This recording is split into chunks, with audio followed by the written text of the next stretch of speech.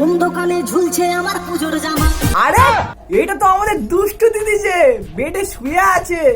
আরে আমাদের দুষ্টু দিদি রিলস কোনোদিন বন্ধ হবে না, যতই যা খুশি হয়ে যাক না কেন, হাত ভেঙে যাক, পা ভেঙে যাক, বেডে শুয়ে থাক, কিন্তু লেওড়া আমাদের দুষ্টু দিদি সারা জীবন রিলস করেই যাবে। বেডে শুয়ে শুয়ে আবার চিতায় মরতে মরতে করে যাবে। রিলস কোনোদিন বন্ধ হবে না। আমাদের দুষ্টু দিদি মরে যাওয়ার আগে বন্ধু রিলস একটা ভিডিও করেই যাবে। আচ্ছা বেঁচে দাও মামা এবার কিনতে আমি পারবো না। আমাদের দুষ্টু দিদি মরে যাওয়ার আগে বন্ধু একটা রিলস ভিডিও তৈরি করে যাবে, কিন্তু ওরা রিলস ভিডিও করা বন্ধ করবে না। এটা তোমরা জেনে রাখো, দুষ্টু দিদি মরে যাওয়ার আগে রিলস ভিডিও বানিয়ে রেখে দেবে, কিন্তু রিলস ভিডিও সারা জীবন বন্ধ করবে না।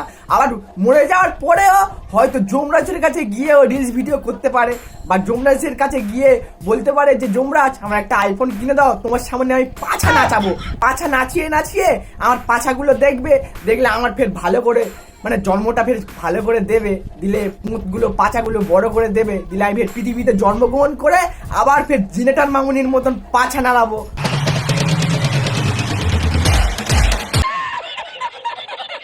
কোন দোকানে ঝুলছে আমার পুজোর জামা। পুজোর জামা প্যান্ট কিনবে তুমি, এইদিকে বেডে শুয়ে পড়ে কেলিয়ে চাট হয়ে আছো, আবার বেডে শুয়ে শুয়ে পুজোর জামা কিনবে মামার কাছ থেকে। মামার বাড়ি আবদার পেয়েছি। বেঁচে দাও মামা এবার কিনতে আমি পারবো না।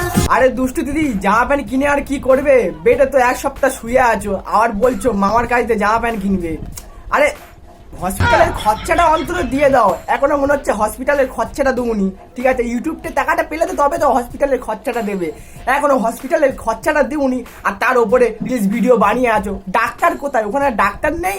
কোন দোকানে ঝুলছে আরে ডাক্তার বাবু কোথায় আছো?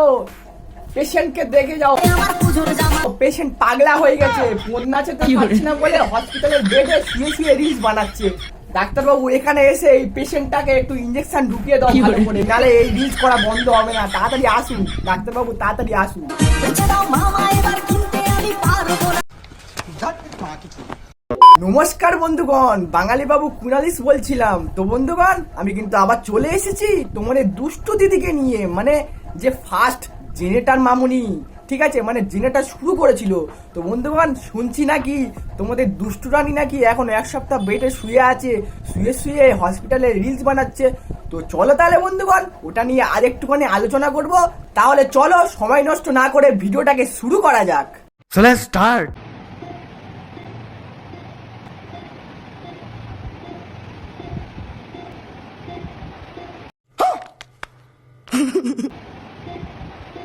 আরে আরে দুষ্টু দিদি, একি তোমার কি হলো?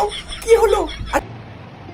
এই ওই তো বোতল, বাংলার বোতল। কি তোমার কি ভেতরে ঢুকছে নাকি শিরার ভেতরে? বাংলার বোতল ওপরে দিয়ে দিয়েছে ডাক্তার। বাংলার বোতলে কি তোমার রক্তের ভেতরে যাচ্ছে নাকি দুষ্টু দিদি? তোমার এত শরীর খারাপ হয়েছে, বাংলার বোতল ঠিক আছে ঝুলিয়ে দিয়েছে, রক্তে শিরাই শিরাই যাচ্ছে, এমন তোমার শরীর খারাপ হয়েছে। ফোন নাচিয়ে নাচিয়ে বাংলার বোতল ঝোলাতে হচ্ছে, রক্তের বোতল ঝোলাতে হচ্ছে না। এত শরীর খারাপ হয়েছে বাংলার বোতল ঝোলাতে হচ্ছে। আহারে বেচারিটা আমার কি সুন্দর মেলা স্টেশনে গিয়ে পাবলিকদের সামনে শুধু পোঁদ খাপা খাপ নাচাতো।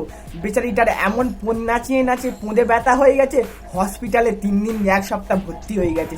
ছি কেন করলে ভগবান? বেচারিটা এরকম কেন করলে? বেচারিটার একে মা নেই, তার ওপরে হসপিটালে ভর্তি হয়ে আছে 1 মাস। পাচায় এত ব্যথা হয়েছে, বাংলার বোতল ঝুলিয়ে রক্তর মধ্যে যাচ্ছে। ছি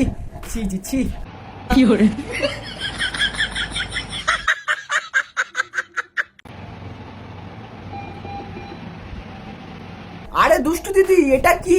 ক্যামেরাম্যান জলদি ফোকাস করো। আরে দুষ্টু দিদি এ তো ইঞ্জেকশন। তো এটা কি তোমার পোঁদের পাচায় কি ঢুকাতো নাকি ডাক্তার? মনে হয় তো লেওরা ঢুকিয়ে দেয়। তোমার পোঁদের পাচা যা বড় বড়, ইঞ্জেকশনের সুই মনে হচ্ছে ভেঙে গেছে, তাই ইঞ্জেকশনটা ওখানে ধুয়ে চলে গেছে ডাক্তার মশাই। ডাক্তারবাবু ভাবছে যে এত বড় পাচা আমি জীবনে দেখিনি, তাই ইঞ্জেকশন ঢুকাতে গিয়ে সুই লেওরা ভেঙে চলে গেছে। ডাক্তারও শালা অবাক হয়ে গেছে।